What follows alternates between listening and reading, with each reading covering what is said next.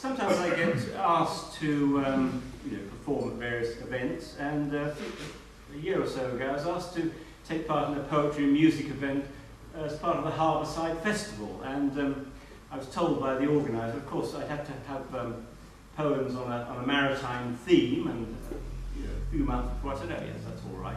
And then I was in France about a week before the Harbourside Festival. I woke up in a cold sweat and realised I had no poems on this thing.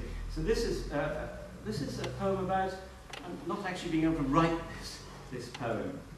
It is 5 in the morning, and I am lying here trying to write a poem in my head about Bristol's Harbourside and its maritime history. But all I can think of is making love on this red corduroy L-shaped bed. I want to tell of the ships that sail from Wapping Wharf to Africa and the New World, owned by merchants who rarely ventured further than England themselves.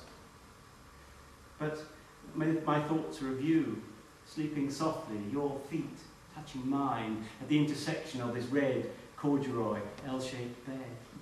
The more I try to think of sails being hoisted and songs being sung as the capstan is turned and those wooden-hulled vessels easing their way through the bridgeless gorge into estuary tides, the more the scent of your hair invades me and draws me from my task.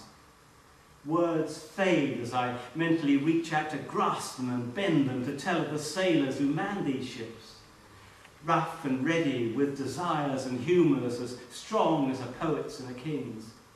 Working men, who at best will be severed from lovers, children, families and friends for months, maybe years of hard graft sailing, wild storms, wilder runs ashore, who might fall to the horrors of tropical fevers or the physical smashing in the teeth of a tempest.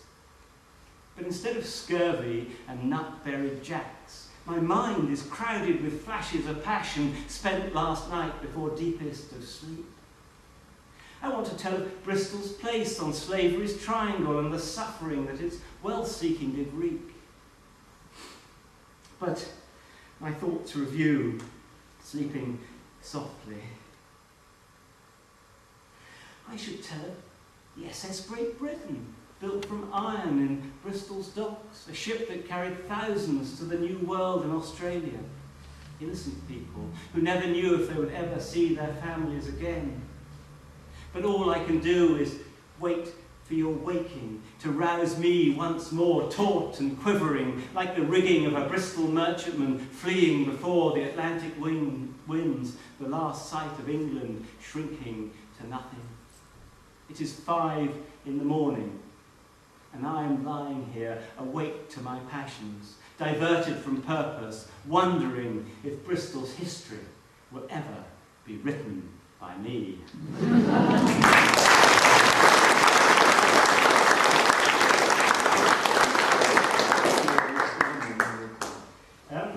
As I got up this morning and tripped over a stack of books by my bed and then went downstairs and decided whether I'd boil the kettle on the gas hob or plug in the electric kettle, or should I perhaps just heat a mug of water in the microwave.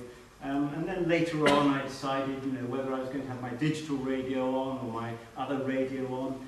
I was thinking that when I'd been asked to write a poem about what do I really want, I was thinking really all I want is less inches round my waist, less junk in every room, less doing things in haste, less bust that follows boom, less weekly household bills, less tension in the land, less anger over spills, less laughter that is canned, less greenfly on my beans, less I don't understand, less disenchanted teens, less dog dirt in the sand, less aches every morning, less reality TV, less wrinkles when I'm yawning, less disrespect for trees.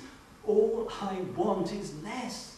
I can't ask for anything more.